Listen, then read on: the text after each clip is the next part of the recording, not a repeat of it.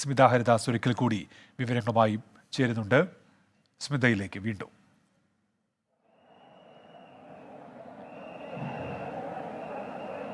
ഉന്മേഷ്, ഇപ്പോൾ നമ്മൾ ഈ പൊങ്കാല കാലത്ത് ഇതാണ് പ്രധാനപ്പെട്ട ആറ്റുകാൽ ക്ഷേത്രത്തിലെ പൊങ്കാലയുടെ ഏറ്റവും വിശേഷപ്പെട്ട പണ്ടാരടുപ്പ് ഇപ്പോൾ നിവേദ്യമായി കഴിഞ്ഞിരിക്കുന്നു.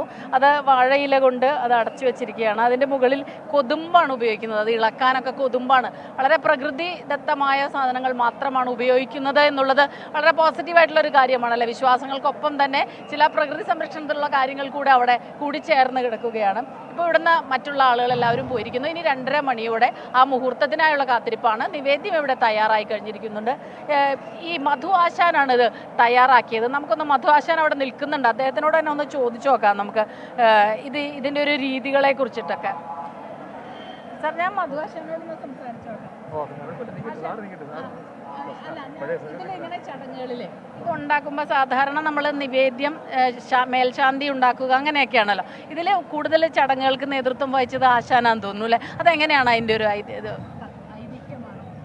നമ്മൾ സാധാരണ ചെയ്യും പോലെ നമ്മൾ അരി, തേങ്ങ, പഴം, ഏലക്ക ഇതൊക്കെ തന്നെ ഇട്ട് ചെയ്യുന്നത്.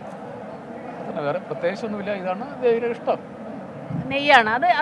അതിനെല്ലാം നേതൃത്വം വഹിച്ചത് ആശാനാണ്. എല്ലാ കൊല്ലവും അങ്ങനെ തന്നെയാണ്. എല്ലാ കൊല്ലം അങ്ങനെയാണ്. ഈ ചടങ്ങുകൾക്ക് അതൊന്ന് ആശാന് ചോദിക്കുന്നത്.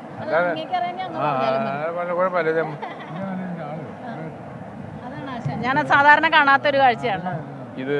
ശരിക്കും പറഞ്ഞാൽ ദേവിയുടെ ഭർത്താവിനെ വധിച്ചതിൻ്റെ പ്രതികാരമായിട്ട് ദേവി പാണ്ഡ്യരാജാവിനെ വധിച്ച് ഇത് പൊങ്കാല ഇടുന്ന ഭക്തജനങ്ങൾ വളരെ സന്തോഷപൂർവ്വം ആഘോഷിക്കാൻ വേണ്ടിയാണ്.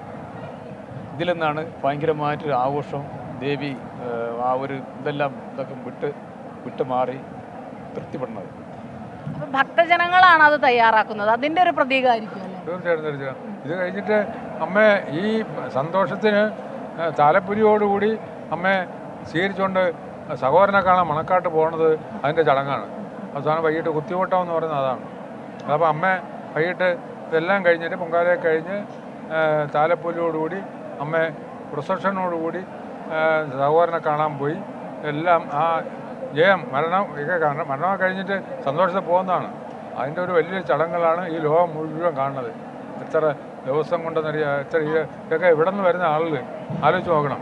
ഇവിടെ ഒന്നുമല്ല, എത്ര ദിവസത്തിന് മുമ്പേ വന്നിട്ട് അമ്മയെ കാണാനും മറ്റുള്ള കാര്യങ്ങൾ ചെയ്യാനും ഇരിക്കുന്ന വ്യക്തികളാണ്. അതാണ് ശരി.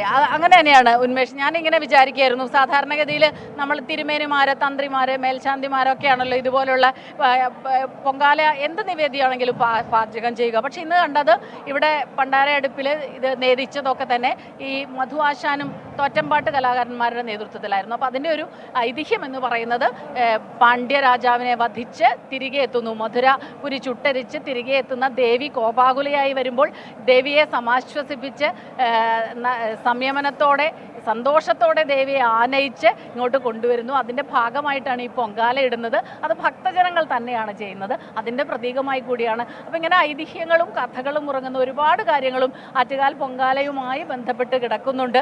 അതിൽ ഏറ്റവും കൗതുകരമായി തോന്നിയ ഒരു ശരി സ്മിത, ഒന്ന് തുടരൂ സ്മിതയിലേക്ക് തന്നെ.